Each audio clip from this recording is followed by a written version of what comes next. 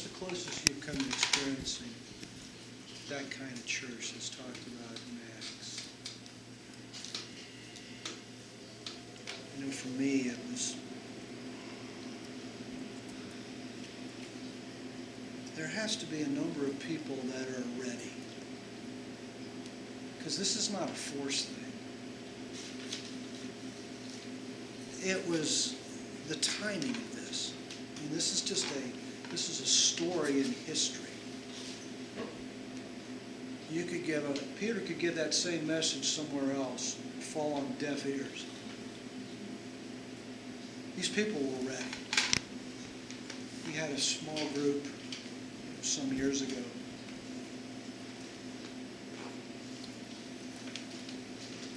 And it's exciting when new people come. I mean, invited people, there were probably about 10 or so that came to that first cell group.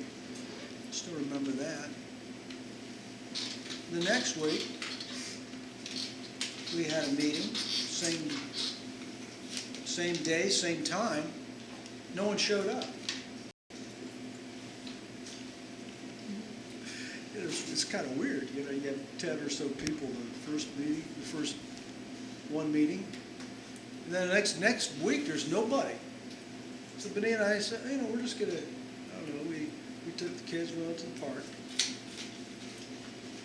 There were some of our cell people right there. I said, how you doing? Oh, really good, yeah, I don't know, I didn't, and then I said,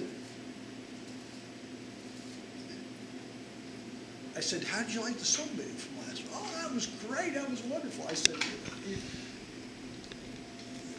we had the meeting planned for today, and nobody came. Oh, that is tonight, isn't it? And there was somebody else in the park that did the same thing. I said, could you come next time? Oh yeah, absolutely. And there's somebody else in the park. We ran into them again. And then I started just calling people up. There need to be connections, right? Obviously, people didn't know. That same group. Fast forwarded about 8 months. We have 15 or so there now. One of the questions is, what's the one thing that you look forward to every week? And it was that meeting. It was electric. This was their life now. To be there, to connect, to be real, to pray for one another, to share from the heart. It was electric. This was one of the most important things in their life. Went from a casual meeting to what's one of the most important things? What's the one thing that you look forward to all week? I think was the question. It was that time together. People got prayed for. People opened up. There was sharing, there was caring, there was a lot of this stuff that was here. There was a sense of awe.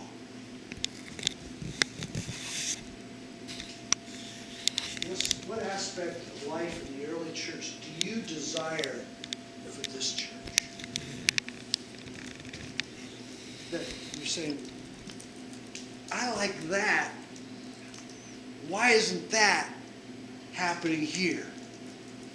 I want to experience that. What aspect of the early church do you desire for this church? For this local church? Anyone? Maybe you should rephrase that. We talked off earlier, this is no different than churches in one church. Maybe you should rephrase that and say for our gathering place. For our gathering place. I'm just saying, No, that's fine. we have to change our mindset some of this stuff. That's fine. From For this part of the church. This part, this spleen or whatever we I'm not sure what the spleen does, but I don't know. That's what we're trying to figure out. I guess. I don't know. That's what we're trying to figure out. What does the spleen do? That's a good. What aspect of life in the early church do you desire for this part of God's church? Attractive, contagious faith. What now? Attractive, contagious faith. An attractive, contagious faith. Explain that. People were drawn because of what they saw happening. Yeah, there's, and it wasn't just looky-loos. There are people that go to meetings that are looky-loos. They stand back and they sort of, just kind of a looky-loo. People joined in daily. People came to Jesus daily. It wasn't just a looky-loo. People, I want that. I want what you have. I'm throwing my life into this.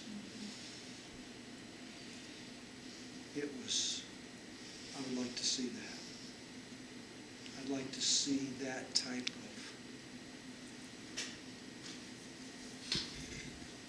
magnificent display of light that people are drawn to this, to Jesus. But it can't be us. Because I think sometimes we think it's got to be us. It says the Lord added to their number. It wasn't. And the apostles so-and-so added to their number. There was God in their midst.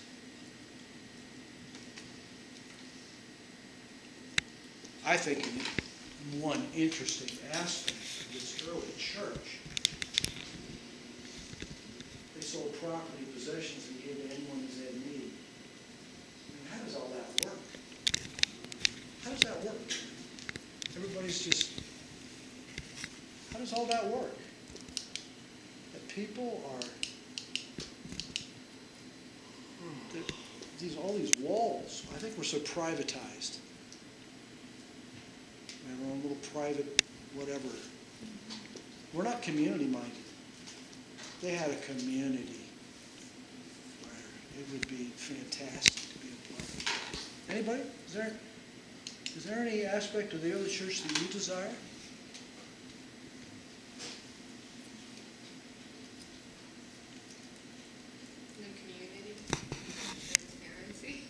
Community, the transparency.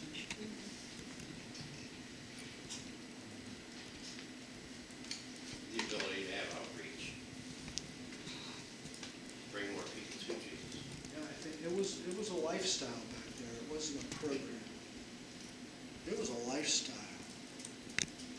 It was part of their life. It was just a daily happening. Every day, man, they connected. Every day. They didn't have these private lives, man.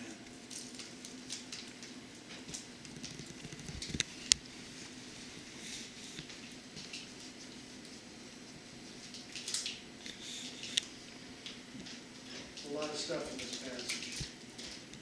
How is Journey Church like and unlike the church here in Acts chapter 2? How are we like them and how are we not like them?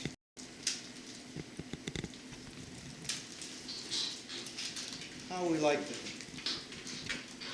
Let's get a little group here. How we like them and how we not like them.